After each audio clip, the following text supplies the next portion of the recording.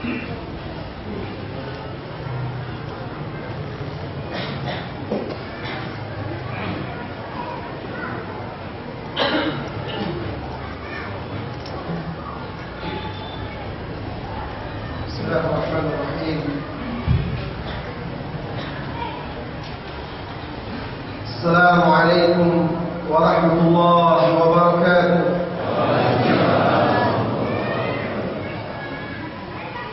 Innal hamdalillah nahmaduhu wa nasta'inuhu wa nastaghfiruh wa na'udzu billahi min shururi anfusina wa sayyiati a'malina. من يهده الله فلا مضل له ومن يضلل فلا هادي له. أشهد أن لا إله إلا الله وحده لا شريك له وأشهد أن محمدا عبده ورسوله صلى الله عليه وعلى آله وأصحابه ومن سار على نهجه وتمسك بسنته إلى يوم الدين وسلم تسليما كثيرا. أما بعد، يا أيها الذين آمنوا اتقوا الله حق تقاته ولا تموتن إلا وأنتم مسلمون. يا أيها الناس اتقوا ربكم الذي خلقكم من نفس واحدة وخلق منها زوجها وبث منهما رجالا كثيرا ونساء واتقوا الله الذي تساءلون به والأرحام إن الله كان عليكم رقيبا. يا أيها الذين آمنوا اتقوا الله وقولوا قولا سديدا يصلح لكم أعمالكم ويغفر لكم ذنوبكم ومن يطع الله ورسوله فقد فاز فوزا عظيما. فإن أصدق الحديث كتاب الله وخير الهدي هدي محمد صلى الله عليه وسلم وشر الأمور محدثاتها وكل محدثة بدعة وكل بدعة ضلالة وكل ضلالة في النار. ثم أما بعد. Saudara-saudari kaum muslimin dan muslimat yang semoga senantiasa dirahmati dan diberkahi oleh Allah Subhanahu wa taala. Alhamdulillah, walaupun kajian kita terlambat dimulai, tetapi insyaallah taala mudah-mudahan waktu tersisa yang akan kita lalui diberkahi oleh Allah Tabaraka wa taala, bisa memberikan ilmu yang bermanfaat, dapat menyadarkan yang lalai, mengingatkan yang lupa, menguatkan keimanan. Saudara-saudari kaum muslimin dan muslimat, perputaran roda waktu begitu cepat. Tak terasa Ramadan sudah ditutup mata. Rasanya belumlah lama kita menjalankan ibadah puasa. Rasanya baru beberapa waktu yang lalu kita tarawih berjamaah, mudarasatul Al-Quran, dan ibadah-ibadah yang lain. Ternyata sudah hampir 1 tahun kini Ramadan kembali muncul. Kita tidak pernah tahu apakah kita bisa sampai berjumpa dengan Ramadan. Tetapi adalah kewajiban bagi kita sebagai umat Nabi Muhammad SAW meneladani beliau dalam menyiapkan diri untuk menyongsong Ramadan ini. Saudaraku, kaum muslimin dan muslimat yang semoga senantiasa dirahmati dan diberkahi oleh Allah Subhanahu wa taala. Ramadan sebagaimana yang sudah kita pelajari adalah bulan yang mulia, bulan penuh ampunan, bulan di mana Allah Subhanahu wa taala membebaskan hamba-hambanya yang dikehendakinya dari bulan Ramadan adalah bulan dibukakan padanya pintu-pintu surga, serta ditutup pintu-pintu neraka. Bulan yang dibelenggu padanya para syaitan,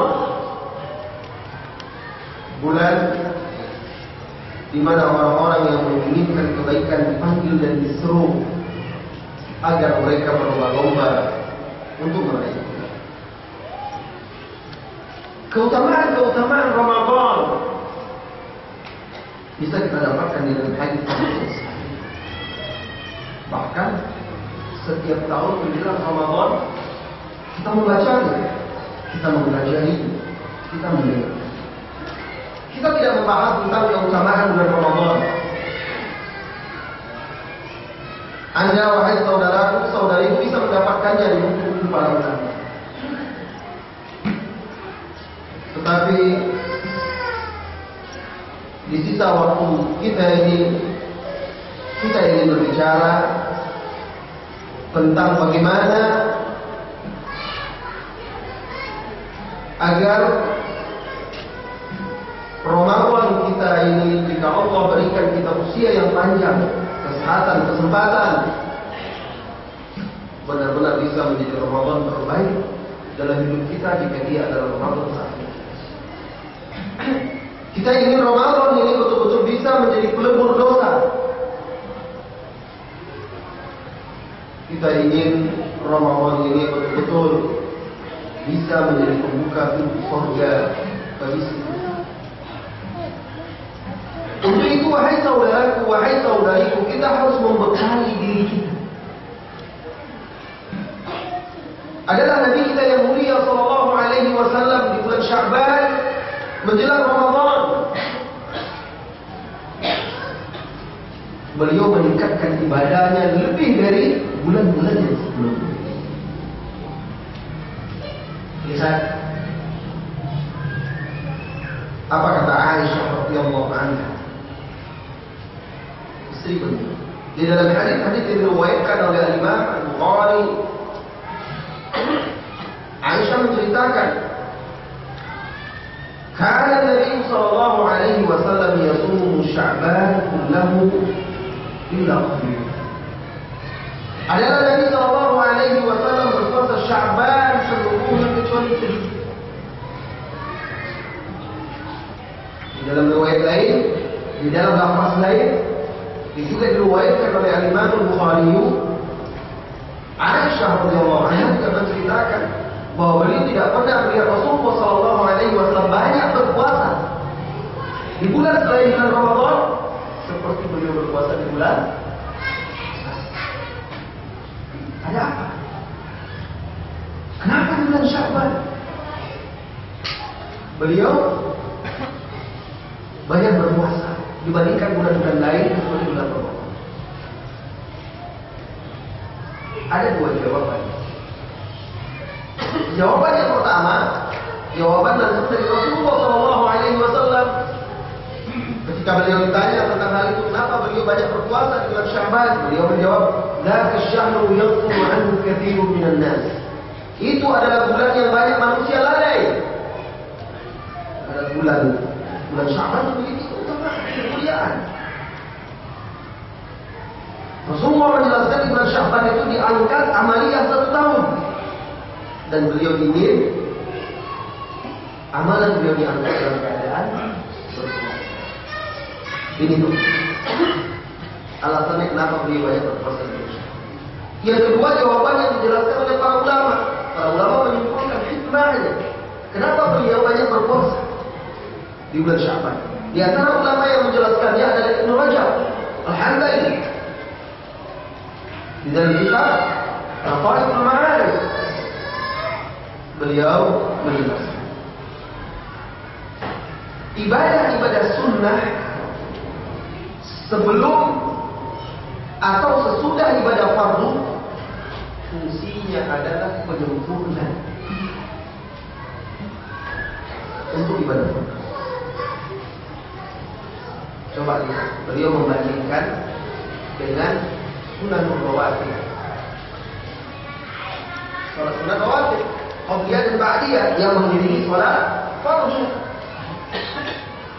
Nah, fungsinya pertama untuk menutupi, menambal kekurangan-kekurangan di ibadah fardu. Kemudian yang kedua, yang qabliyah, itu menyiapkan diri kita agar kita betul-betul siap untuk melaksanakan ibadah fardu. Karena itu, orang yang rajin menjaga sunnah rawatib, orang yang rajin menjaga salat qabliyah dan ba'diyah sebelum dan sesudah salat fardu, yakinkan salat dia akan benar. Dia akan terasa lucu. Karena sebelum masuk ibadah fardu, dia siapkan dirinya, jiwa dia, hati dia dengan ibadah sunnah. Sehingga ketika dia masuk ke dalam ibadah fardu, dia betul-betul. Begitu juga dengan ibadah puasa sunnah yang menjelang sebelum atau sesudah Ramadan. Yang sebelum Ramadan yaitu puasa di bulan Sya'ban, setengah bulan atau lebih. Yang setelah Ramadan yaitu puasa 6 hari di bulan Syawal. Fungsinya itu. Yang bulan Sya'ban itu untuk mempersiapkan diri kita. Kenapa? Karena 11 bulan kita tidak terbiasa berpuasa. Kita tidak terbiasa beribadah dengan frekuensi yang lebih. Nah, di bulan Sya'ban dicontohkan oleh Rasulullah SAW, beliau banyak berpuasa hanya menyiapkan diri. Sehingga ketika datang Ramadan, kita secara mental, secara kejiwaan, psikologis siap. Hati kita, jiwa kita, ruh kita siap untuk menjalankan ibadah itu, bukan orang kita.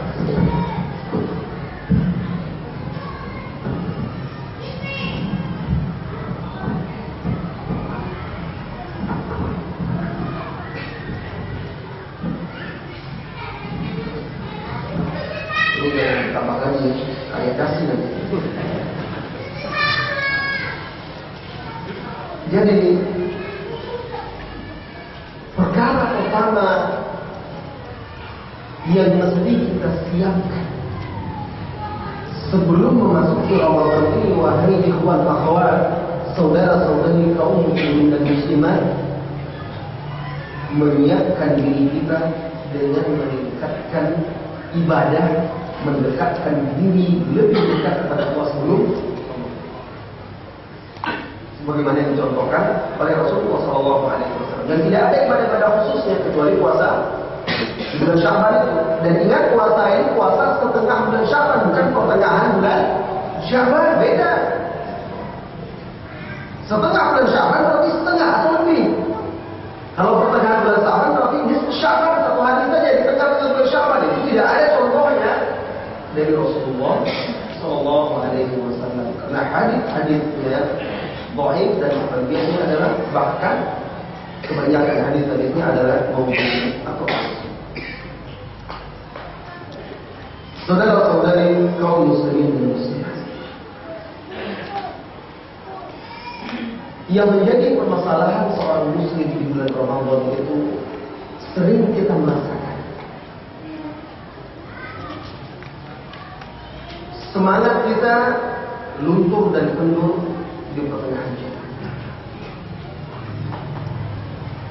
Tekad kita mulai goyah. Kita jauh-jauh hari, seminggu lagi kurang lebih kita akan berpuasa Ramadan. Saya insya Allah di bulan Ramadan ini saya akan sampai satu hari akan baca 1 juz, 2 juz atau 3 juz.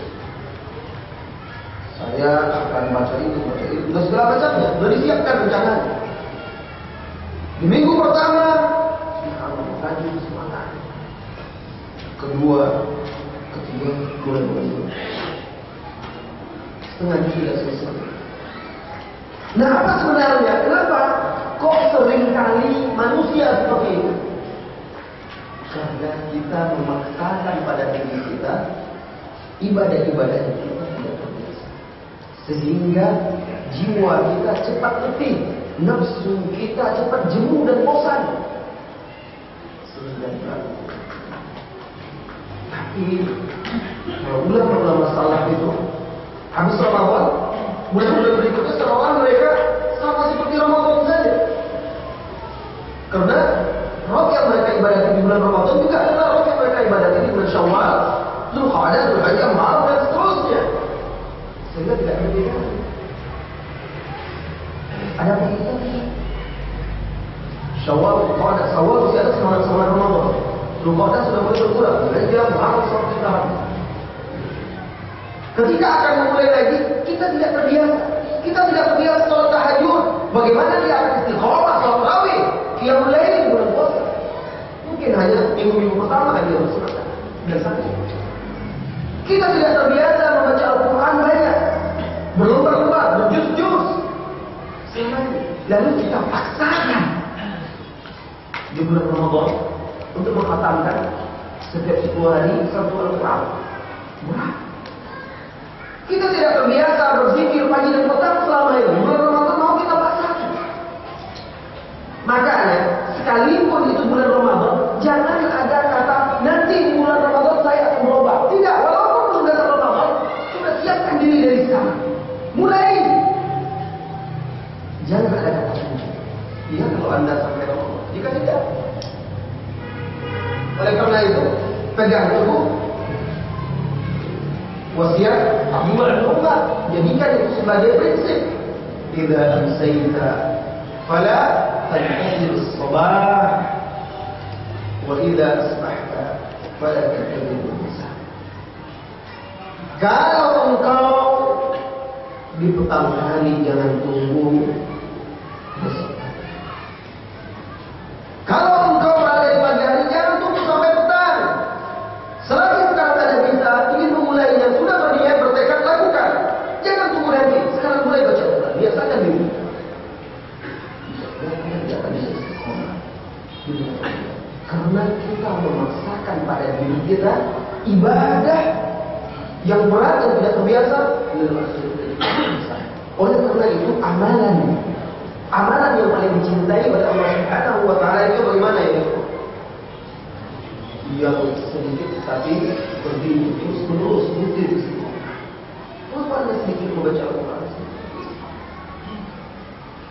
Makanya yang pertama kita siapkan tadi apa yang kita siapkan? Siapkan masih ada waktu kita membiasakan diri kita, meningkatkan ibadah kita, mendekatkan diri kepada Allah Subhanahu wa Ta'ala menjelang Ramadan. Ini yang pertama. Kemudian yang kedua, wahai saudara-saudari kaum muslimin dan muslimat yang semoga senantiasa dirahmati dan diberkahi oleh Allah Subhanahu wa Ta'ala. Sucikan diri, bersihkan dari dosa-dosa dan maksiat. Loh, kenapa harus bertobat? Karena bertobat bukan hanya sebelum Ramadan. Iya. Kita tidak ada mengatakan sebelum Ramadan secara khusus kita harus bertobat, tidak. Kapanpun kita harus bertobat. Tetapi menjelang Ramadan ini lebih wajib lagi, lebih patut lagi kita untuk membersihkan diri kita dari dosa, bertobat. Kenapa? Karena wahai ikhwah, wahai akhwat, dosa itulah yang menghalangi salah seorang dari kita untuk bisa taat mendekatkan diri kepada Allah. Dosa-dosa dan maksiat yang Anda tidak bertobat darinya, yang tidak ada basuh dengan air mata takutmu kepada Allah, itu yang membelenggu hatimu sehingga malas beribadah, malas untuk beribadah. Maka seyogyanya kita bersihkan jiwa kita dengan bertaubat kepada Allah Subhanahu wa Ta'ala. Bertaubat wajib di setiap waktu, setiap kesempatan, apalagi menjelang mawasim al-khair, musim-musim kebaikan seperti menjelang Ramadan.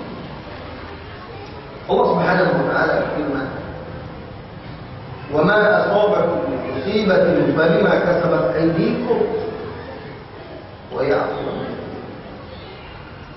Dan apa saja yang menimpamu,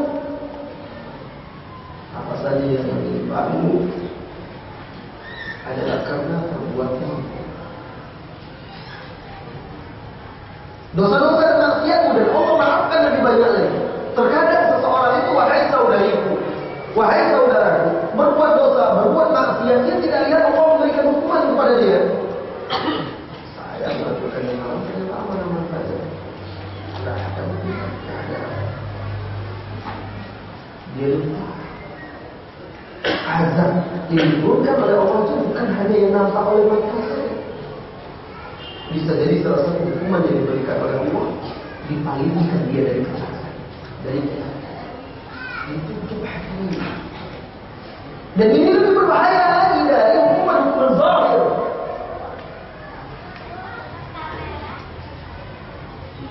Ibn Rajab Al-Hambali kitab At-Tawabin menceritakan sebuah kisah. Allah Ta'ala kesatihannya. Jadi salah satu kisah-kisah di zaman Bani Israel,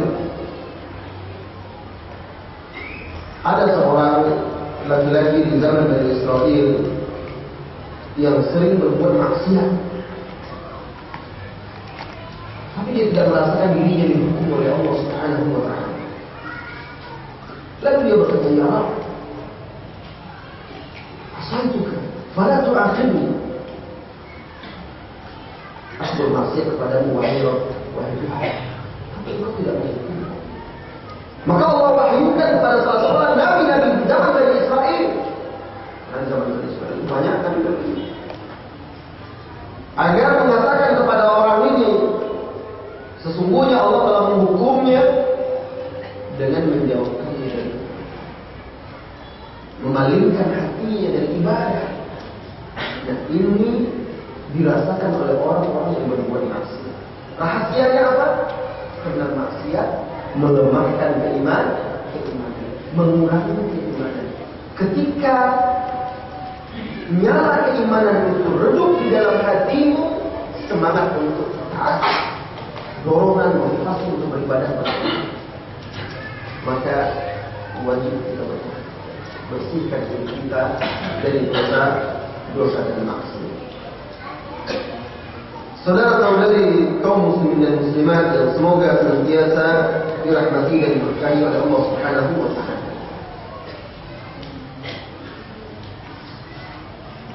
Di sebagian negeri-negeri kaum muslimin,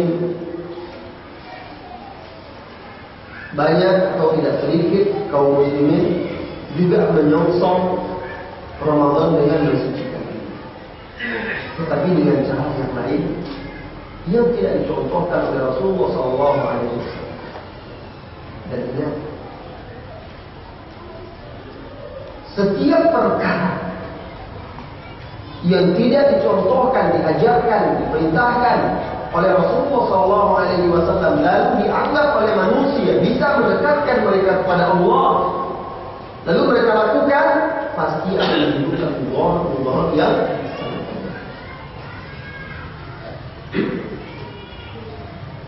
di negeri kami, kampung kami, di negeri kita masih sama. Di kampung kami, di daerah kami, sehari biasanya, sehari menjelang Ramadan itu, hari terakhir bulan Sya'ban itu, maka banyak kaum muslimin berbondong-bondong ke tepi sungai, ke tempat pemandian. Lalu mereka mandi bersama-sama, mandi mensucikan diri menjelang Ramadan. Budaya itu disebut kalau di tempat kami belimau kasai. Ada lagi di sebagian daerah yang lain petang megang. Ada lagi macam-macam namanya. Intinya sama. Mandi dengan air yang sudah diberi bunga-bunga dan segala macam. Nah sekarang lebih parah lagi. Acara-acara tersebut dilakukan laki-laki perempuan bercampur baur. Mandi bersama-sama. Berbagai macam maksiat terjadi. Kemudian ditambah lagi belakangnya ada panggung-panggung musik, dangdut dan lain sebagainya. Katanya mensucikan diri. Itu menodai diri, berpos-pos dengan maksiat sebelum Ramadan. Tahu nanti syaitan sudah tidak ada lagi di bulan Islam itu susah berbuat maksiat, cari menjelang maksiat di pos-pos. Sehari menjelang Ramadan di pos-pos. Ini jelas. Tidak seperti yang diajarkan oleh Rasulullah SAW. Bahkan saking membudayanya itu, yang tidak sempat pergi ke sungai ke segala macam di rumah pun melakukan ritual mandi tersebut dengan keyakinan untuk mensucikan diri sebelum bulan puasa. Seorang muslim mensucikan dirinya adalah dengan bertaubat kepada Allah Azza wa Jalla, memohon ampunan serta memperbanyak ibadah. Taubat jelas. Allah Subhanahu Rasulullah sallallahu alaihi wasallam bersabda, "At-taib min adz-dzambi kama la dzamba lah." Orang yang bertaubat dari dosa seperti orang yang tidak punya dosa. Menjalankan, meningkatkan ibadah-ibadah, kebaikan-kebaikan jelas menghapuskan dosa-dosa juga. Innal hasanat yudhibna sayyi'at. Sesungguhnya perbuatan-perbuatan baik menghapuskan keburukan-keburukan. Jadi, mensucikan diri kita itu dengan bertaubat, memperbanyak ibadah, melakukan kebaikan. Ketika hati bening, manakala hati itu telah bersih, saat itulah mudah bagi cahaya Allah merasuk ke dalamnya. Mudah-mudahan dengan itu Anda, kita di bulan Ramadan bisa menjadi semangat dan istiqomah menjalankan ibadah kepada Allah Taala. Jadi pertama, mempersiapkan diri itu dengan memperbanyak ibadah-ibadah seperti puasa tadi, mendekatkan diri kepada Allah. Kemudian yang kedua dengan bertaubat, membersihkan diri. Pertanyaan, sebagian kaum muslimin juga mereka beranggapan sebelum Ramadan juga perlu dipersiapkan membersihkan diri dari dendam dan amarah, kebencian, perselisihan. Maka ada acara saling maaf-maafan. Apakah ini termasuk juga sesuatu yang diajarkan oleh Rasulullah SAW atau tidak? Maka kita katakan saling memaafkan sesama kaum muslimin itu diperintahkan oleh Allah dan Rasulullah SAW kapanpun, dimanapun. Semestinya kita memang harus saling memaafkan. Karena Allah Subhanahu wa Ta'ala memuji wal 'afina 'anil nas, dan orang-orang yang memaafkan manusia. Bahkan salah satu keutamaan bulan Sya'ban di dalam hadis yang disahihkan oleh Syekh Al-Albani rahimahullah taala, salah satu keutamaan bulan Sya'ban itu, di malam pertengahan bulan Sya'ban itu Allah mengampuni seluruh manusia kecuali musyrik, orang musyrik. Kemudian kedua, orang yang menyimpan dendam, kebencian kepada kaum muslimin. Ini menunjukkan kita harus membersihkan diri kita dari dendam, kesumat, perselisihan, kebencian kepada kaum muslimin. Tetapi apabila seseorang melakukan dalam bentuk khusus, dikumpulkan lalu saling memaafkan, kemudian dianggap itu sebagai sebuah tuntunan, diyakini itulah dia tuntunan itu dan merupakan bagian tidak akan sempurna puasa tanpa itu. Ini tidak ada contoh dan sunnahnya dari Rasulullah Sallallahu Alaihi Wasallam.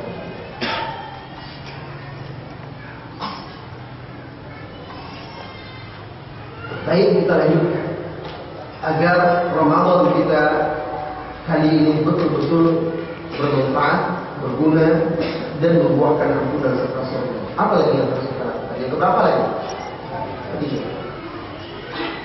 Yang ketiga, wahai saudaraku, wahai saudariku, kaum muslimin dan muslimat yang semoga senantiasa dirahmati dan diberkahi oleh Allah Subhanahu wa taala. Siapkan pada diri Anda as-sidqu ma'allah. As-sidqu ma'allah. Apa itu? As-sidqu itu benar dalam ucapan, jujur, menepati apa yang kita katakan. Itu sidq. Nah, bukankah kita menjelang Ramadan ini sudah berjanji atau bertekad kepada Allah Azza wa Jalla, saya insya Allah di bulan Ramadan ini saya akan lebih baik daripada Ramadan yang tahun lalu.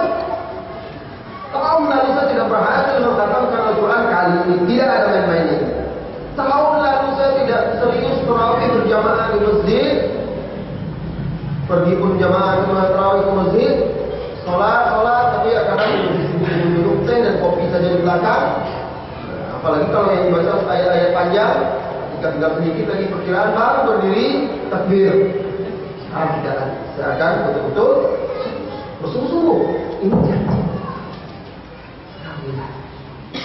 Bagaimana pembuktiannya? Apakah kita menjaga kebenaran ucapan kita itu atau tidak? Jika seseorang itu menepati perkataannya, perbuatannya itu, perkataannya itu dibuktikannya dan dijaganya, Allah akan wujudkan cita-citanya. Allah akan wujudkan apa yang dia inginkan. Allah itu maha mengetahui isi hati manusia, dan Dia tahu ketika Anda mengucapkan itu dengan lisan Anda, apa yang di hati Anda juga menginginkannya bersungguh-sungguh. Ingin apa? Ingin beribadah di bulan Ramadan.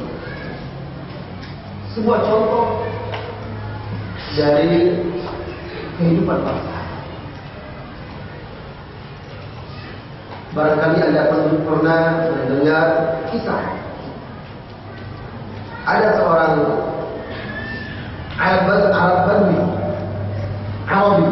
Arabi datang menemui Rasulullah SAW lalu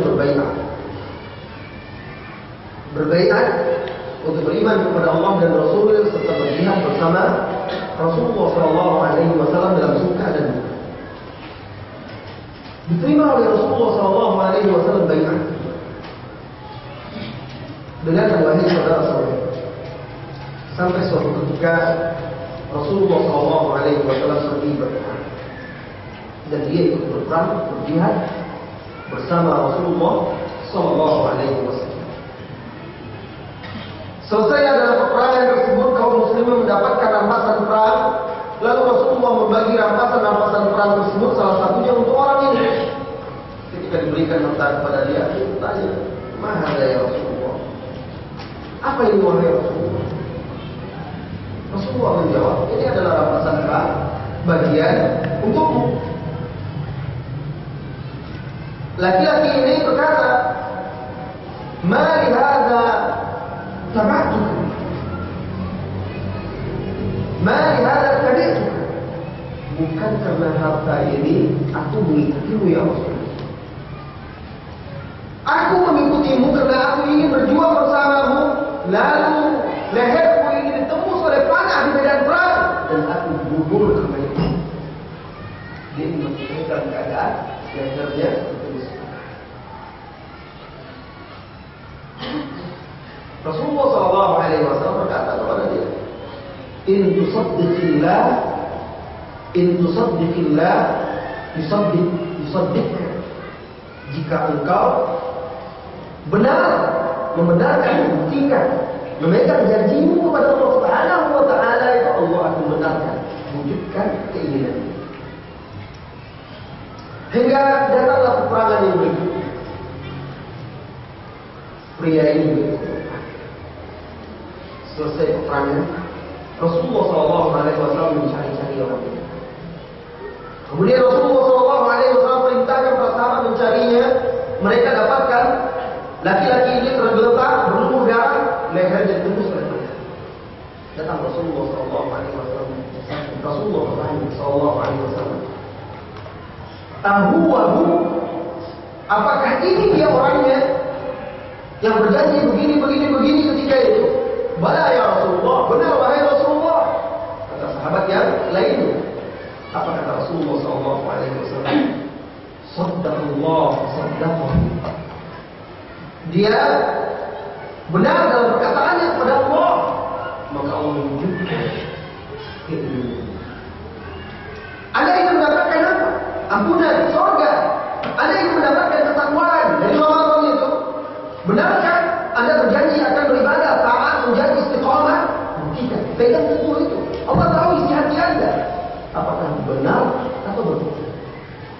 Kalau yang benar, insya Allah Allah mudahkan salah seorang dari kita untuk bisa taat dan istiqamah di bulan Ramadan.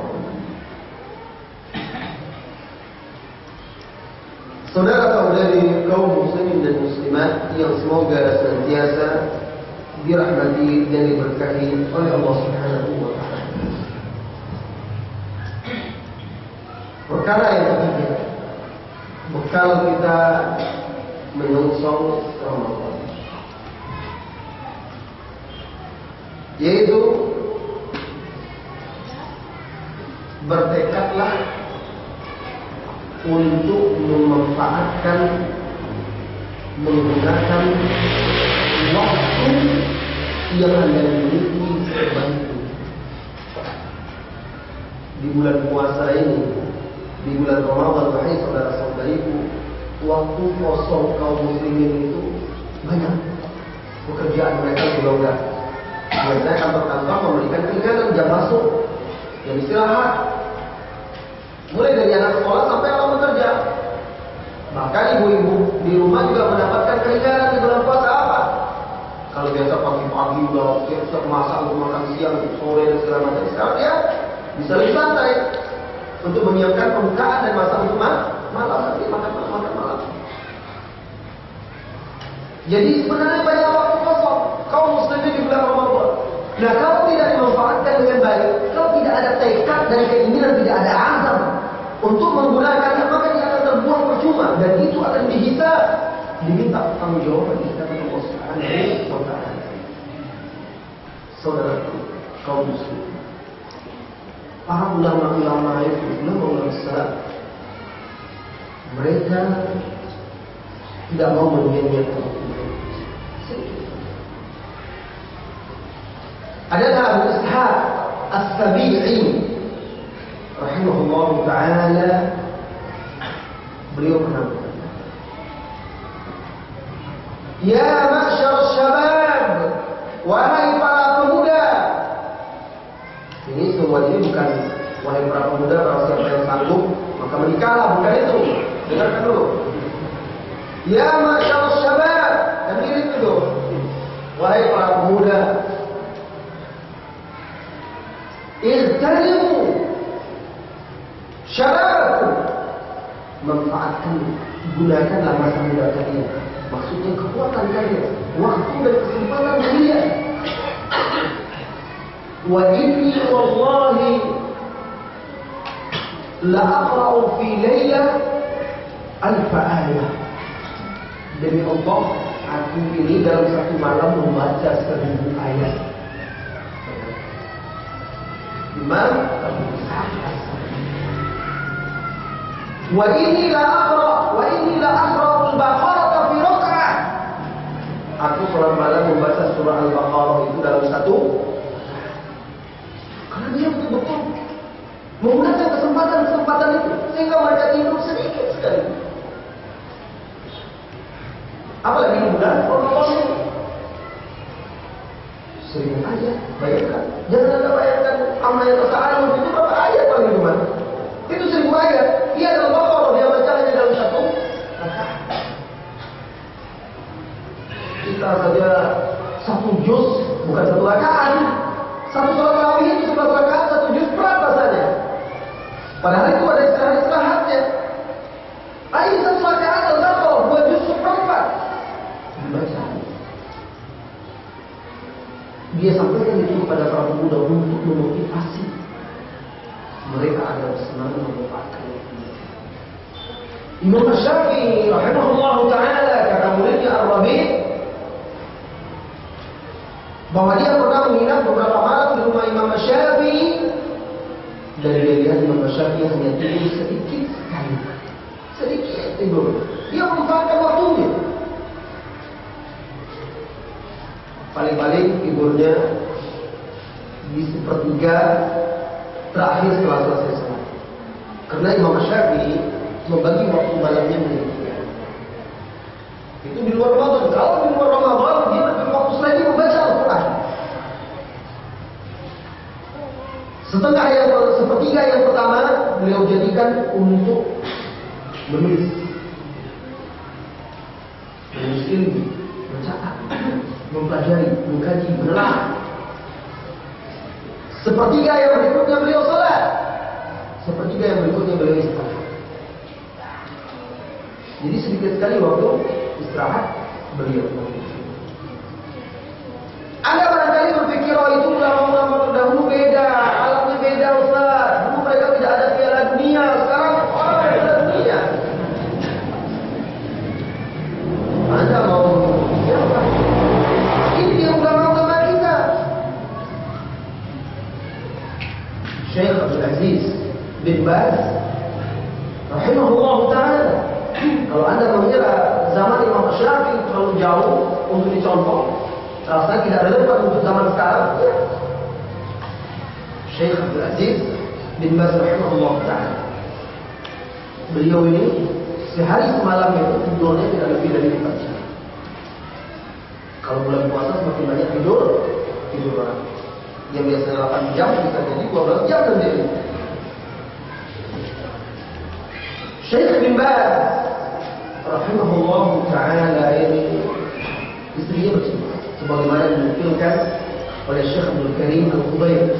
Terus soal ini, istrinya bercerita kepada Syekh Al-Khudair. Suatu malam Syekh bin Baz rahimahullah ta'ala pulang dari rumah. Istrinya melihat Syekh sangat letih dan lelah, nampak dari raut wajah. Maka ketika Syekh istirahat tidur, istrinya di rumahnya jam bel munabih, apa ya, jam beker ya, bel itu apa namanya, alarm ya, alarm jamnya itu lupa. Jadi dilambatkan 1 jam. Tujuannya agar apa? Agar suaminya Syekh bin Baz bisa istirahat, karena terlihat letih dan lelah. Bela dia istirahat. Maka jamnya diundurkan. Tetapi Syekh sudah terbiasa, dia tetap bangun walaupun tidak berbunyi alarmnya. Dia tetap bangun seperti biasanya di jam yang sudah dia terbiasa bangun. Lalu dia tanya kepada istri, loh kenapa jamnya alarmnya tidak berbunyi? Ada apa? Akhirnya istri yang bercerita terus, minta maaf pada dia dan bercerita bahwa dia sengaja merubah alarmnya, melambatkan, menundanya 1 jam, tujuannya agar Syekh bisa istirahat. Apa jawab Syekh? Ar-Rah al-Jannah. Istirahat itu nanti di surga. Subhanallah. Padahal itu zaman-zaman sekarang ternyata ada seperti itu. Untuk kita contoh dan kita teladani, kita ikuti jejak-jejak mereka. Karena dia memang sudah terbiasa, menjadi kebiasaan dia bangun tengah malam itu atau 10 jam terakhir, tidak pakai alarm dia tetap bangun. Tapi kalau orang tidak terbiasa, subuh pun susah bangunnya. Biasanya bangun sudah selesai sholat, orang di masjid sudah baru bangun. Itu pura-pura tidur dia. Saudara-saudari kaum muslimin dan muslimat yang semoga senantiasa dirahmati dan diberkahi oleh Allah Subhanahu wa taala. Maka pergunakan waktu itu, maksimalkan pemanfaatannya di bulan Ramadan. Bagi jadwal Anda. Sekaranglah berlatih untuk menjalankan ibadah-ibadah. Kalau misalnya masuk kantor di malam, Anda bisa mungkin setelah sholat subuh berjamaah untuk berjalan ke situ. Subuh langsung berangkat kerja, macet ya. Bisa zikir itu berjalan, tak apalah. Zikir sambil di kendaraan gitu. Bisa ya, tidak bisa ya. untuk sholat syuruk atau isyraq. Sholat sunat 2 rakaat setelah matahari terbit. Nah, Rasulullah SAW beliau biasanya setelah sholat subuh beliau duduk berzikir di tempat sholatnya. Kemudian setelah itu, setelah terbit matahari, beliau sholat 2 rakaat dan itu pahalanya sama dengan sholat umroh atau haji. Saudara-saudari kaum muslimin, kemudian gunakan untuk sholat duha, gunakan untuk membaca Al-Quran, gunakan untuk membaca zikir, gunakan untuk menelaah buku-buku yang bermanfaat, khususnya tingkatkan, manfaatkan waktu itu untuk memperbanyak bacaan Al-Quran. Barangkali setelah itu Anda tidak akan mendapatkan waktu itu lagi bersama Anda.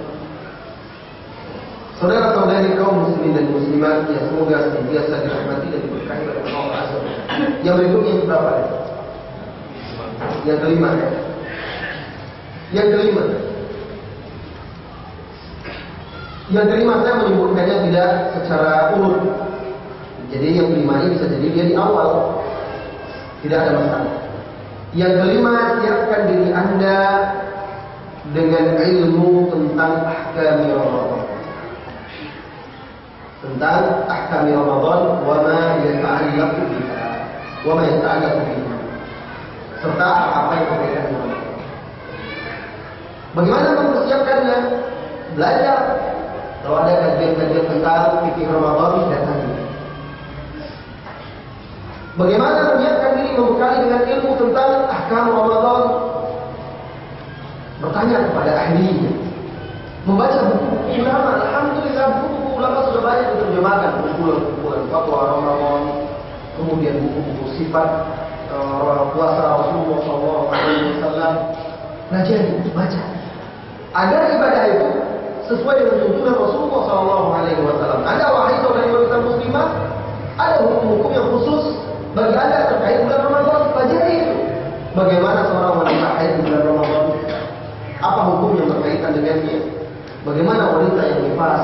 Bagaimana wanita yang menyusui? Bagaimana wanita yang hamil? Ini harus dipelajari. Bagaimana tarawih yang sesuai dengan tuntunan Rasulullah SAW. Kemudian juga pelajari yang berkaitan bagaimana membaca Al-Quran yang benar. Kemudian zakat, karena orang banyak berzakat, zakat fitri. Dan terusnya pelajari sehingga ibadah kita di bulan Ramadan itu bisa benar-benar sesuai dengan tuntunan Rasulullah SAW. Karena betapapun seorang itu bersemangat dan banyak beribadah jauh dari ilmu atau tidak berilmu, dia akan sesat, dia akan salah.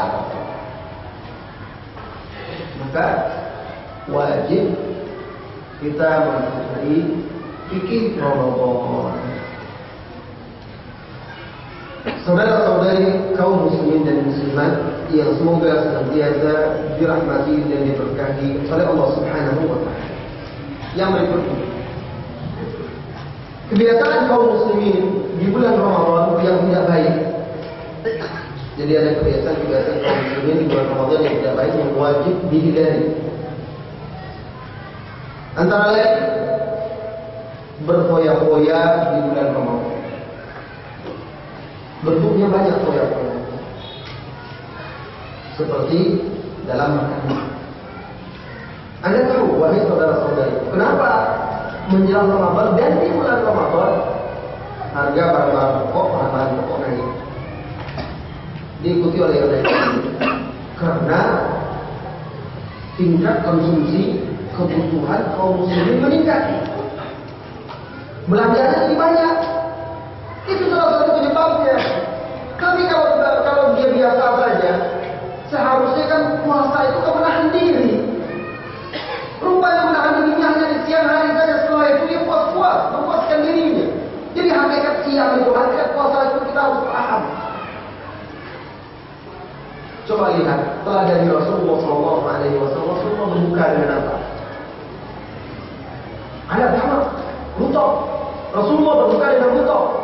Kurma yang muda, yang masih basah.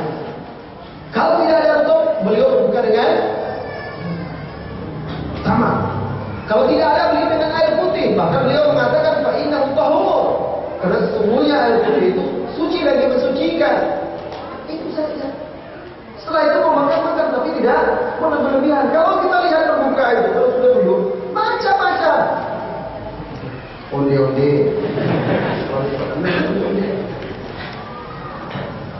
kemudian mentongnya, buah-buahannya, cendolnya, apa ya, semuanya banyak sekali.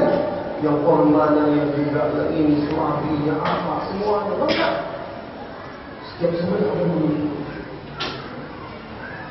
Nah, hakikat siam itu tidak berbeda. Ya kalau kita tidak seperti itu rasanya kok puasa kita tidak seperti biasa, tidak semarak. Puasa Ramadan itu disemarakkan bukan dengan makanan, disemarakkan dengan ibadah. Supaya di rumah Anda itu suasana berbuka iftarnya semarak, kumpulkan anak-anak Anda, buat berbuka ala sunnah. Kemudian menjelang berbuka itu tidak apa-apa, motivasi dan ajarkan anak-anak Anda. Ayo sekarang zikir petang. Ayo berikan mereka zikir petang untuk bisa Anda pimpin dia untuk membacanya biar mereka belajar. Rupanya Anda pun tidak bisa membacanya, parah ini. Bagaimana mau membuat Ramadan ini semarak? Ayo gantian dulu baca Quran gantian. Murojaah sambil dulu. Bukan tidak boleh makan enak, boleh. Tetapi berlebihan tidak baik untuk kesehatan. Membuat kita menjadi malas, kemudian kita terdir, juga jauh dari sunnah Rasulullah SAW. Saudara-saudari kaum muslimin, apalagi orang-orang yang sedang mengaji, harusnya lebih bisa menjadi contoh dan teladan untuk hidup sederhana. Dan di bulan Ramadan ini kita melatih diri kita, keluarga kita untuk bisa hidup sederhana, tidak seperti biasa. Karena hakikat siam adalah menahan diri. Bukan sekedar di siang hari menahan diri dari makan, minum dan segala sesuatu yang membatalkan. Tetapi ruhnya, maknanya, faedahnya itu harus nampak. Saudara-saudari kaum muslimin dan muslimat yang semoga senantiasa dirahmati dan diberkahi oleh Allah Azza wa Jalla. Ini yang pertama, fenomena buruk yang tidak baik yang banyak dilakukan oleh kaum muslimin. Kemudian yang kedua, di antaranya perbuatan-perbuatan yang tidak baik yang banyak dilakukan oleh kaum muslimin. Di bulan Ramadan banyak warung-warung, rumah makan, restoran tutup. Tetapi walaupun ditutup, dia tetap buka di balik tabir-tabirnya. Orang dibiarkan juga makan.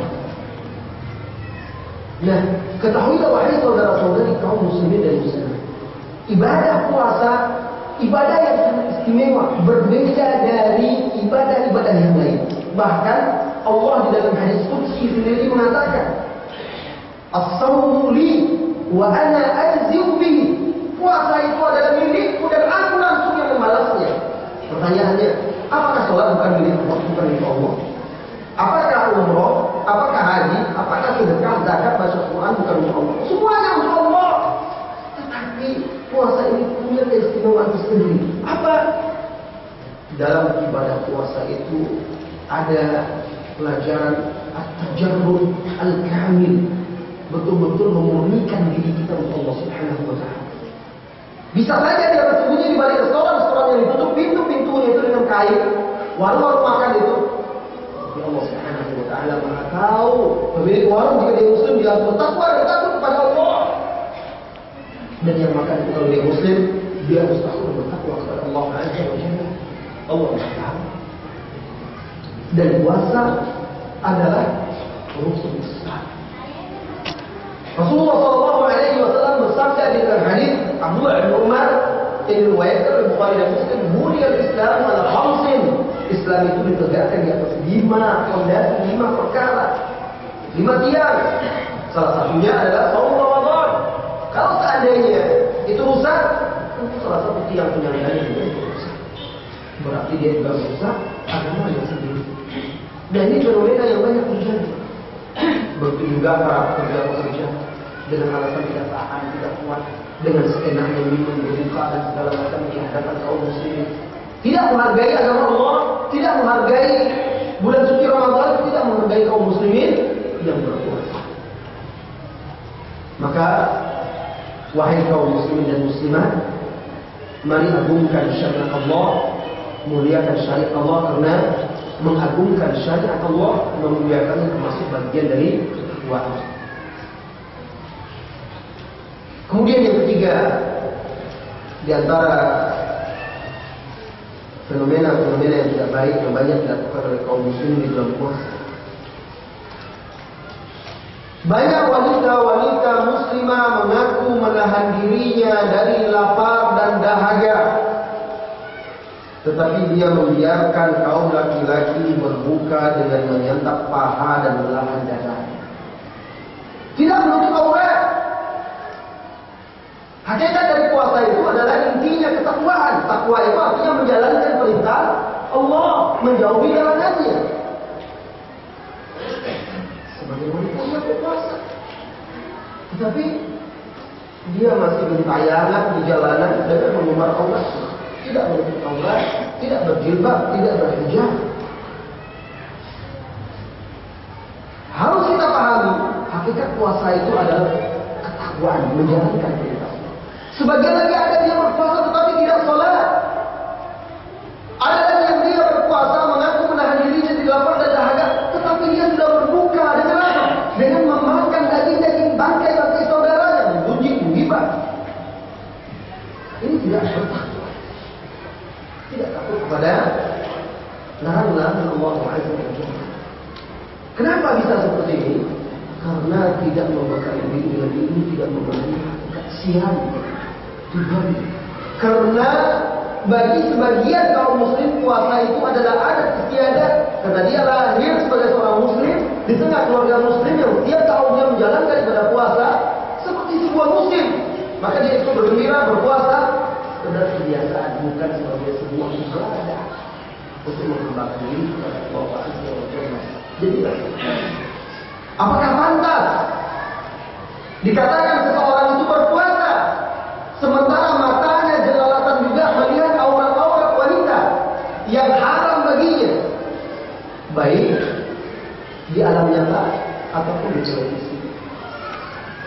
Apakah pantas dikatakan berpuasa orang-orang yang mengaku menahan dirinya dari lapar dan haus, tetapi dia menggunjing, menggibah, mengucapkan kata-kata keji dan kotor, mengumbar aurat? Ingat, Rasulullah SAW menegaskan di dalam hadis yang sahih bahwa apabila seorang hamba itu tidak meninggalkan perbuatan keji, kata-kata yang keji, "Falaisa lillahi hajah." Allah tidak butuh dia itu ila an yada'a ta'amahu wa syarabahu. Allah tidak butuh dia meninggalkan makan dan minumnya, meninggalkan makan dan minum. Tidak butuh. Allah tidak hargai puasanya. Jadi haruslah kita pahami bahwa puasa menahan diri dalam segala hal, termasuk akhlak yang buruk, perkara yang diharamkan, perkara-perkara yang keji, kotor, dan yang bisa merusak kesempurnaan ibadah puasa. Nah, jadi puasa bukan hanya sekedar mendidik akhlak kita kepada Allah. Puasa seharusnya mendidik akhlak kita juga sesama, sehingga kita menjadi memiliki akhlak yang baik.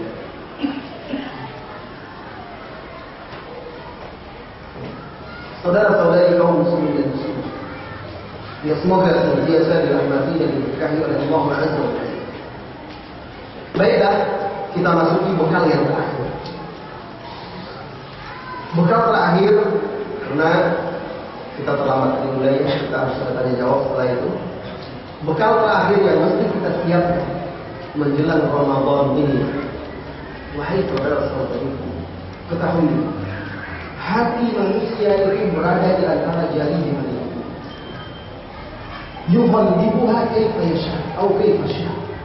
Allah membolak-baliknya sesuai kehendak. Maka janganlah lupa untuk senantiasa berdoa memohon kepada Allah Subhanahu wa taala agar Anda disampaikan ke bulan Ramadan, kemudian juga Anda diberikan keistiqomahan. Minta kepada Allah kekuatan keistiqomahan. Rasulullah SAW berdoa agar sampai bulan Ramadan. Seperti ingat, banyak orang yang sampai di bulan Ramadan namun dia tidak berhasil mendapatkan artinya. Maka mohon kepada Allah Azza wa Jalla agar diberi keistiqomahan, keteguhan.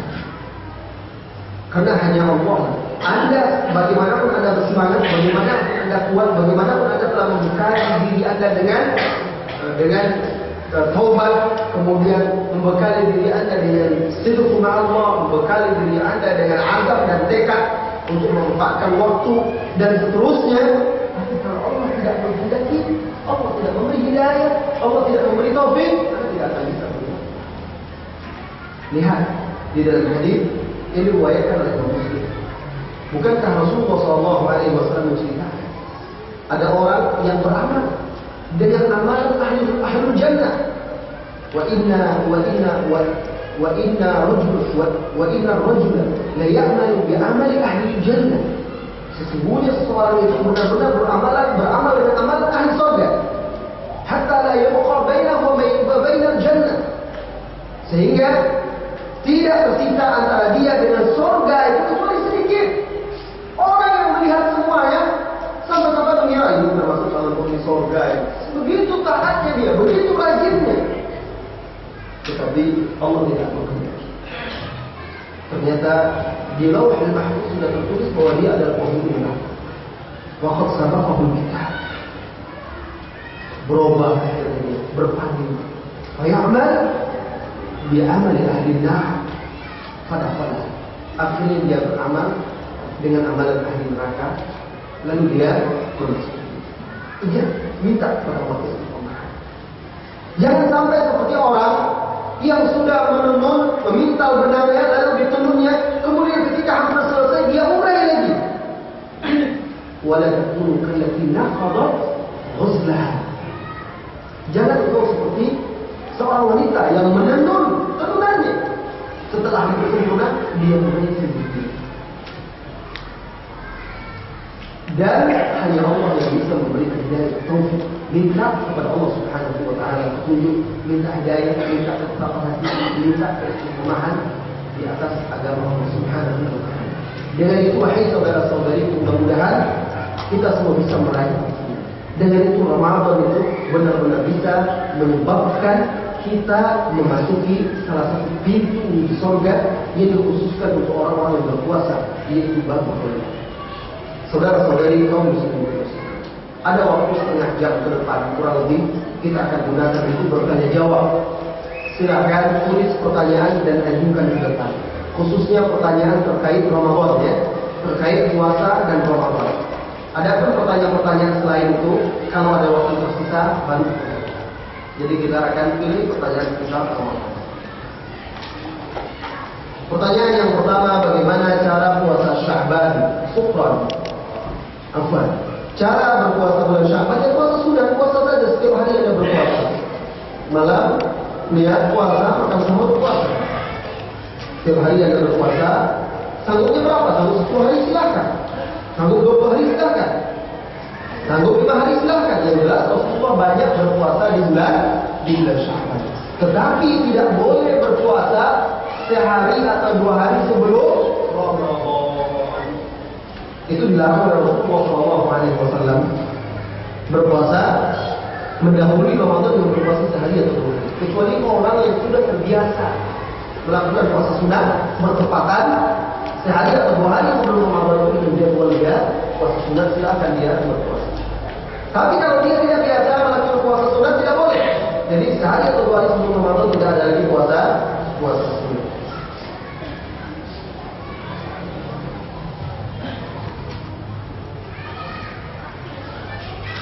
Pertanyaan yang berikutnya, yang kedua, puasa setengah bulan dilakukan Rasulullah SAW pada bulan Sya'ban, apakah puasa Daud atau puasa penuh setiap hari? Memangnya puasa Daud tidak penuh setiap hari? Setengah hari, kan puasa Nabi Daud juga penuh 1 hari. Jadi puasa Rasulullah di bulan Sya'ban itu bukan puasa Daud lagi. Itu memang puasa sunnah di bulan Sya'ban. Dan itu setiap hari beliau lakukan.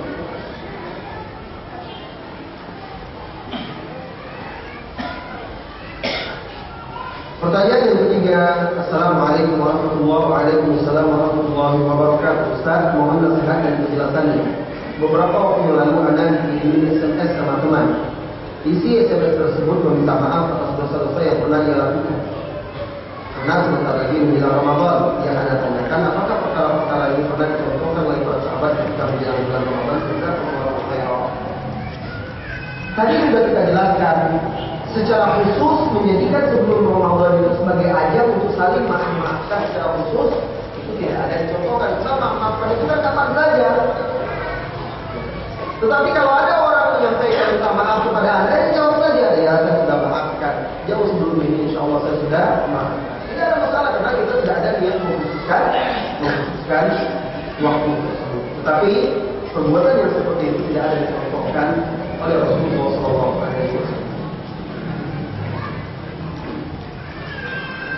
Assalamualaikum Ustaz. Waalaikumsalam warahmatullahi. Bagaimana caranya bertaubat kepada Allah? Pertanyaan yang keempat. Bagaimana caranya bertaubat kepada Allah dengan benar sebelum berpuasa? Apakah sholat dahulu 2 rakaat atau langsung meningkatkan ibadah atau bagaimana? Atau jawabannya mengucapkan terima kasih. Cara bertaubat kepada Allah Subhanahu wa taala beristighfar, memohon ampunan, lalu menyesali dosa-dosa yang sudah dilakukan. Menyesali dosa-dosa yang pernah dilakukan, lalu berjanji kepada Allah untuk tidak mengulanginya, bertekad untuk tidak mengulanginya, lalu tingkatkan ibadah. Itu dia bertobat. Adapun sholat taubat, sholat 2 rakaat itu dilakukan, sholat 2 rakaat setelah dilakukan itu apabila seseorang melakukan dosa dan dia sadar, maka berwudu kemudian sholat 2 rakaat memohon ampun. Kalau yang ini kan tobat terhadap dosa-dosa yang sudah lalu. Alangkah banyaknya dosa kita, tidak mungkin lagi kita melakukan sholat 2 rakaat itu. Nah, yang dimaksud itu di dalam hadis Abu Bakar itu sholat 2 rakaat itu adalah setelah melakukan dosa.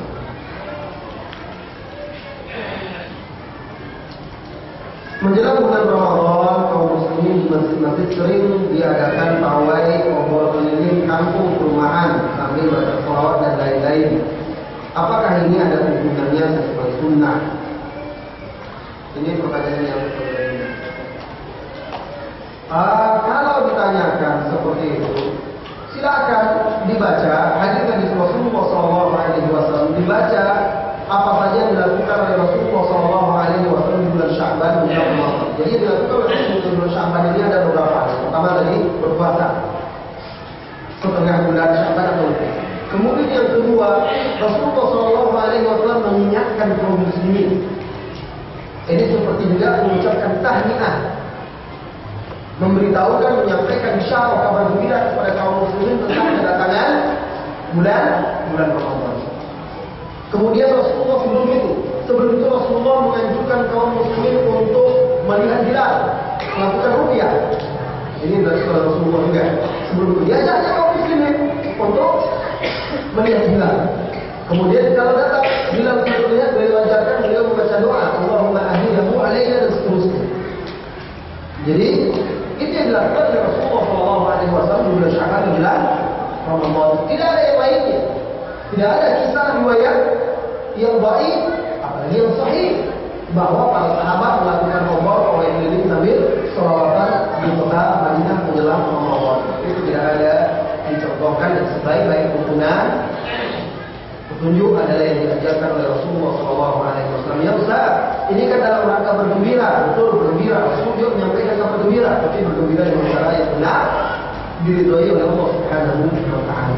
Ustaz, ini kan sudah menjadi kebiasaan, ada istiadat, dan ini bisa menjadi event-event yang bisa menjadi daya tarik syiar bagi kaum muslimin. Maka kita katakan ada istiadat kebiasaan kita tidak boleh bertentangan dengan Al-Quran dan Sunnah. Yang sesuai dengan Al-Quran dan Sunnah kita jadikan ada istiadat. Yang bertentangan maka itu tidak kita jadikan ada istiadat.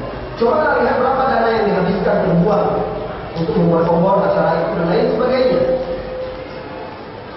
Dan itu alangkah lebih baik digunakan untuk kegiatan-kegiatan Ramadan seperti ekspor jemaah atau membantu orang-orang miskin dan lain sebagainya. Allahu a'lam. Assalamualaikum. Pertanyaan yang ke-6. Bagaimana jika kita membaca Al-Quran tetapi kita tidak tahu artinya? Apakah kita masih termasuk orang yang mendapatkan khusus dapat pahala 10 kebaikan? Rasulullah SAW ketika mengatakan bahwa barang siapa yang membaca Al-Quran, man qara'a harfan min Al-Quran, barang siapa yang membaca satu huruf dari Al-Quran, falahu asyru amsalha, maka dia mendapatkan 10 pahala. 10 pahala. Dan Rasulullah mengatakan tidak katakan ma la aqulu alif lam mim harf. Saya tidak katakan alif lam mim huruf. Walakin alif harf wa lam harf wa mim harf. Nah, ketika Rasulullah mengatakan itu, Rasulullah tidak ada mengatakan barang siapa yang membaca satu huruf Al-Quran dan paham artinya dia dapat 10 pahala. Tidak. Rasulullah secara umum saja barang siapa yang membaca man-qara'a. Man itu bentuk umum, mencakup siapa saja, bukan orang Arab, bukan orang yang paham bahasa Arab, siapa saja. Jadi tidak ada batasan-batasannya.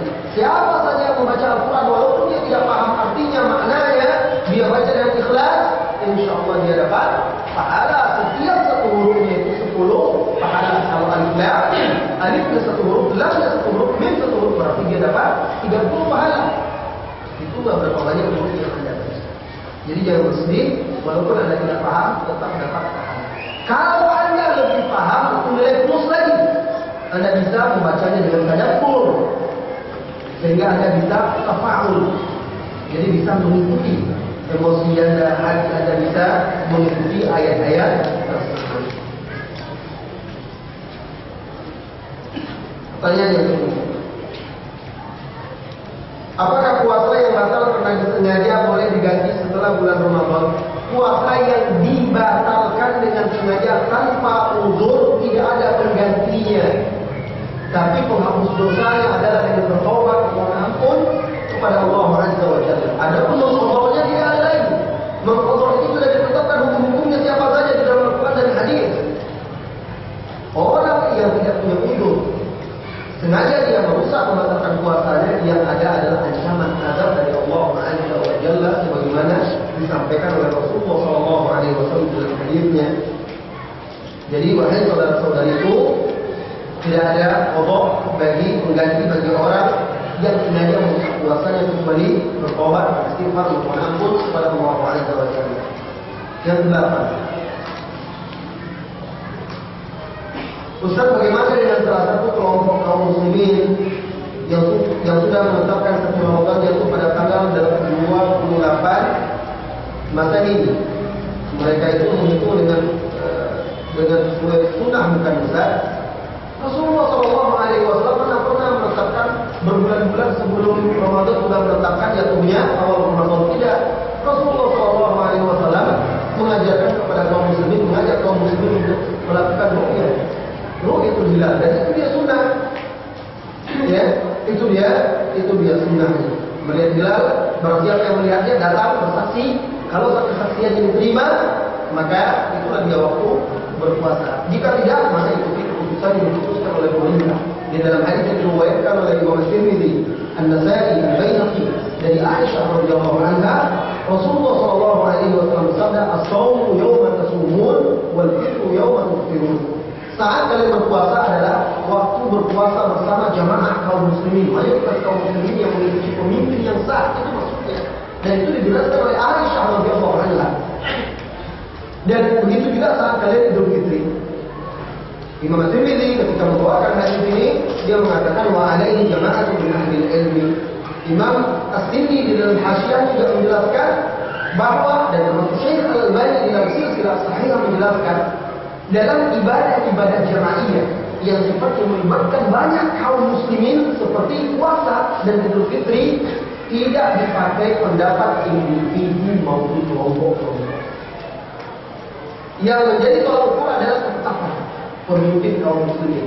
Kalau ada yang terima kesaksian ruqyahnya, itu dari dia. Kalau tidak, maka apa yang ditetapkan oleh pemerintah kaum muslimin. Dengan demikian terjaga persatuan kaum muslimin. Nampak syiar kekuatan kaum muslimin dan ajaran agama ini. Jadi dalam ibadah jamaahiyah itu tidak dipakai ibadah yang bersifat jamaah melibatkan banyak kaum muslimin dengan pendapat personal atau kelompok-kelompok. Apakah Bilal dalam salat yang 9? Apakah Bilal dalam salat tarawih termasuk sunnah Rasulullah SAW? Yang mungkin yang dimaksud dengan Bilal di sini adalah orang yang mengomando selawat-selawat. Kemudian juga ketika akan berdiri as-salatu tarawih jamaah Rasulullah disahurkan bahkan ramai-ramai. Kan yang seperti itu biasanya dia mimpin selawat di antara rakaat-rakaat itu. Nah kemudian dia mimpin berdoa, ini yang disebut biasa dengan Bilal. Yang seperti itu tidak pernah ada dilakukan, dicontohkan, dianjurkan, diperintahkan oleh Rasulullah SAW. Tidak pernah dikerjakan oleh Abu Bakar, Umar, Utsman, Ali dan sahabat-sahabat yang lainnya. Tidak pernah ada diceritakan, dikisahkan, diriwayatkan dari imam yang tepat seperti Abu Hanifah, Malik, Syafi'i dan Ahmad perbuatan-perbuatan yang seperti itu. Maka tidak ada hal yang seperti itu. Dan seperti yang saya katakan tadi, wahai saudara, sebuah ritual tuntunan yang tidak dicontohkan oleh Nabi kita yang mulia Sallallahu Alaihi Wasallam lalu dilakukan akan menimbulkan mudarat. Coba lihat. Bilalnya berselawat. Allahumma shalli ala Muhammad.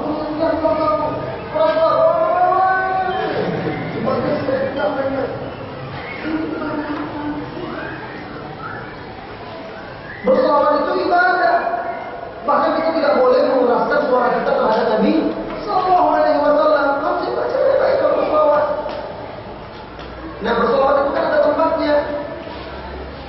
Jadi malah menimbulkan menghilangkan kekhusyukan, kesannya malah main-main, teriak-teriak. Kenapa? Karena memang itu tidak pernah dicontohkan oleh Rasulullah Sallallahu Alaihi Wasallam. Rasulullah Sallallahu Alaihi Wasallam menceritakan tarawihnya bagaimana oleh Aisyah radhiyallahu anha, oleh sahabat-sahabat yang lain. Beliau setelah rakaat beliau istirahat. Kemudian kata Aisyah, jangan pernah ditanya tentang panjang dan bagusnya. Wala tasal an nuliha wa husniha. Jangan tanya tentang panjang salat beliau dan bagusnya. Kemudian beliau sholat lagi rakaat. Dan tidak ada Aisyah menceritakan di antara itu Rasulullah Sallallahu Alaihi Wasallam melakukan itu.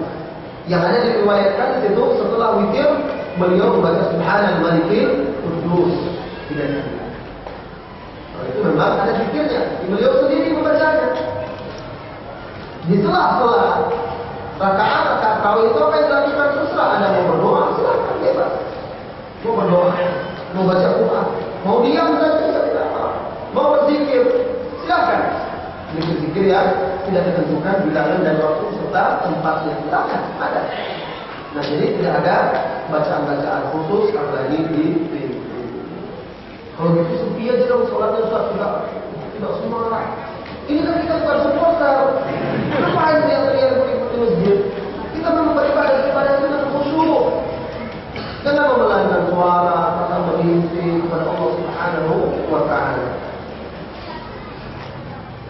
Assalamualaikum warahmatullahi wabarakatuh. Waalaikumsalam. Pak Ustaz, bolehkah kita beribadah di bulan Ramadan tanpa ada contoh dari Rasulullah Sallallahu Alaihi Wasallam yang ibadah tersebut ada yang baiknya seperti mempersembahkan umat? Tolong jelaskan dalilnya Pak Ustaz.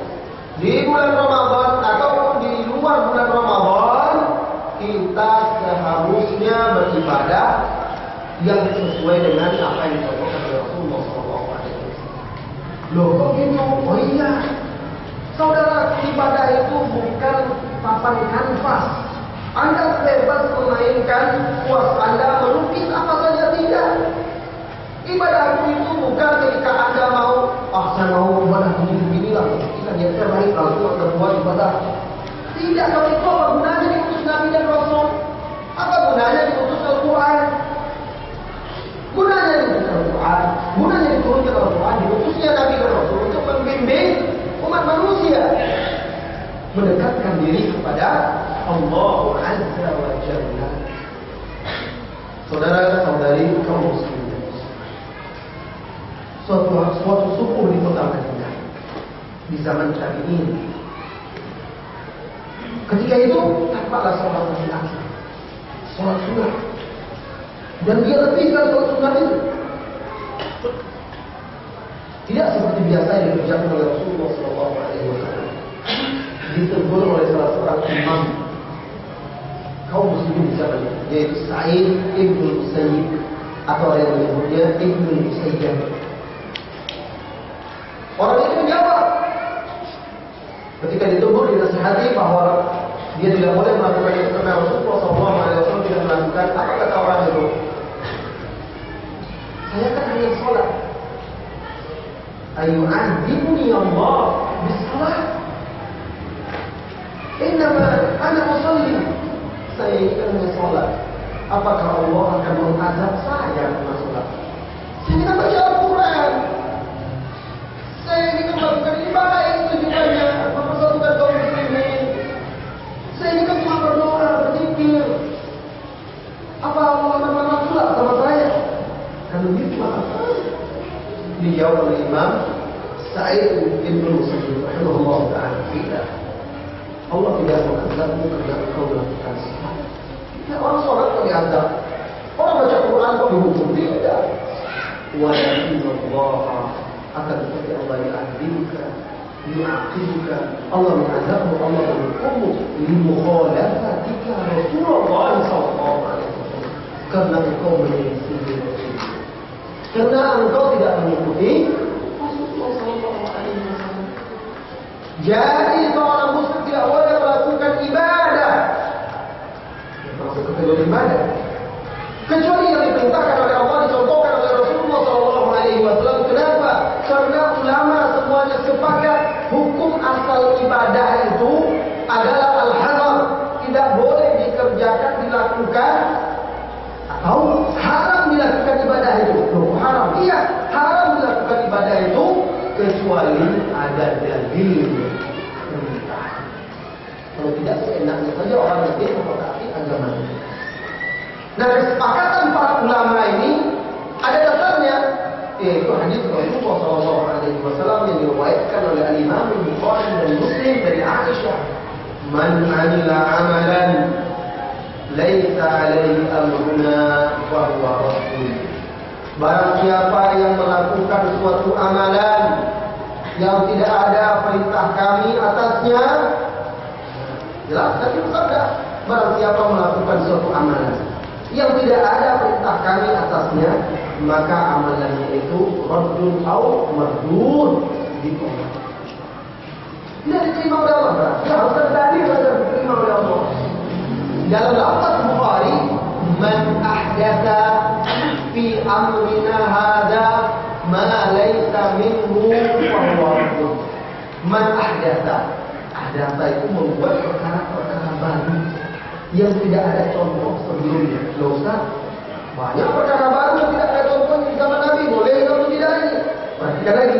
Man ahdatsa, barang siapa yang membuat perkara-perkara baru fi amrina hadza, dalam urusan kami ini, maksudnya dalam agama, dalam urusan Rasulullah itu agama. Barang siapa yang membuat ibadah-ibadah tuntunan tata cara baru dalam agama Rasulullah SAW,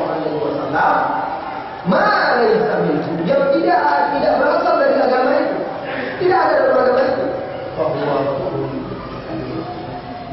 maka saudaraku yang bertanya, niat baik saja tidak cukup.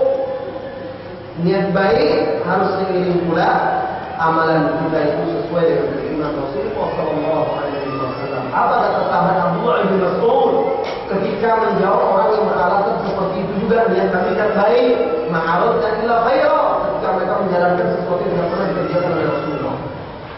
Maka sahabat Ibnu Mas'ud mengatakan kepada mereka, kami murid min khairin la yusibah. Berapa banyak orang yang menginginkan kebaikan tapi dia tidak mendapatkannya. Niat saja tidak cukup. Niat menunjukkan dengan amalan yang sesuai dengan tuntunan Rasulullah SAW. Berikutnya. Assalamualaikum Ustaz. Waalaikumsalam. Istri saya sedang menyusui, tapi dia tetap berpuasa. Tapi ada beberapa hari yang ditinggalkan tidak berpuasa karena sakit lemah. Apakah istri saya mau qadha atau membayar fidyah? Syukur. Dia sakit lemah itu karena menyusui atau bukan? Kalau dia sakitnya karena demam, lalu dia menjadi lemah,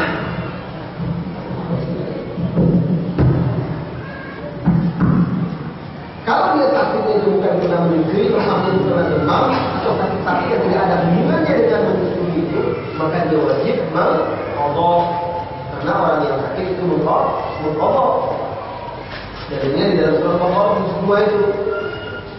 Tapi kalau seandainya dia lemah, tidak sanggup berpuasa karena menyusui, maka wa 'ala alladziina yutiquunahu fidyatun Al-Quran itu satu pendapat ulama. Bagi orang-orang yang sebenarnya dia sanggup, tapi karena ada satu hal yang dia sanggup, seperti orang tua yang sudah uzur, dia tidak sakit, tidak apa-apa. Atau wanita yang menyusui, maka dia membayar dia. Dan ini pendapat sebagian sahabat juga. Sebagian ulama lain mengatakan wanita yang seperti itu mengkodok puasa.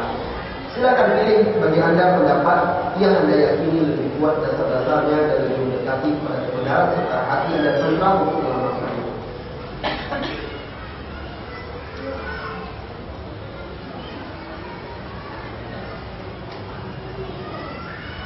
Ustaz, peperangan apa saja yang dilalui Rasulullah SAW di bulan Ramadan, lalu apa yang menyebabkan semangat masyarakat Rasulullah begitu tinggi padahal berperang saat sedang berpuasa? Di antara peperangan yang dilakukan oleh Rasulullah SAW di bulan Ramadan adalah perang Badar.